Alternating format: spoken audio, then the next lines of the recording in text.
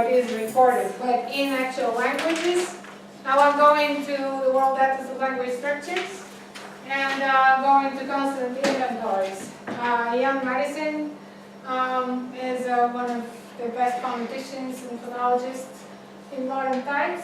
So he worked with about 600 languages, and he found that some languages have small consonant inventories between 6 and 14. Then they're like moderately small. Most languages fall here, and the average language will have between 22 to 26, something like this, consonants, and then there will be languages with 34 and more. So if we look at the languages that we know, and there is something that you have to notice, the languages that we know, we speak, they're all in the average category. So English has like some 25, I think. Turkish has 23, maybe. We'll see. Okay, so if we stay in the front part of the mouth, those are the English consonants in the front part of the mouth. Some bilabial plosives, bilabial nasal M, and then alveolar plosives, and then we go down with short contexts. Lots of fricatives in different places of articulation, and then we go to the back part of the mouth. Oops, it wasn't that.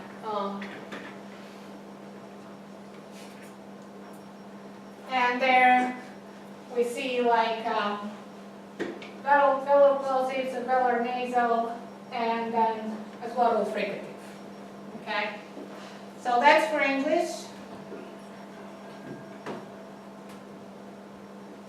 Now if I go on Bulgarian, like it's pretty much the same thing, except that the dental fricatives are not there. And then I go to Turkish, and again I got them like in the front part of the mouth, exactly the same as the Bulgarian ones. If we go to the back part of the mouth, Bulgarian will have a approximate palatal wide Y, and so does Turkish. Okay. Then we go to the affricates. English has the Ch, and I missed the J. Bulgarian has 4, and I got 2 for Turkish. Ch and J. If you have anything else, give me a shout. That's okay. Yeah. Now, languages with very few consonants, the one that we know about, it's called Rotokas, and it's right west of Papua New Guinea, right east of Papua New Guinea. And it has a grand sum total of 6 consonants. But the point is, like, I mean, I showed you like the languages that we know with average number of consonants in the 20s, and there has to be noticed that they were spread. There is no concentration of consonants, just like only bilabial or only fricatives. There is a good still in all 3 languages that I went through.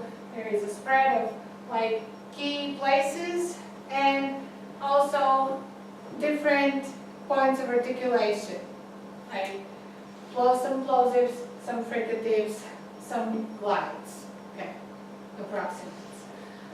With Rotokas, we have 2 bilabial plosives, P and B, 2 alveolar plosives, again, T and D,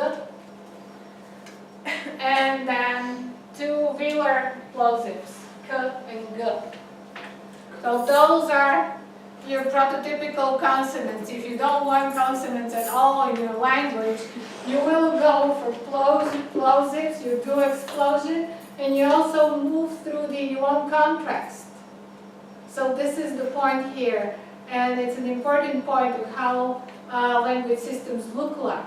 You need to be able to make a difference between sounds. So you articulate them in different places. One in the lips, one in the alveolar ridge, front mouth, one back mouth.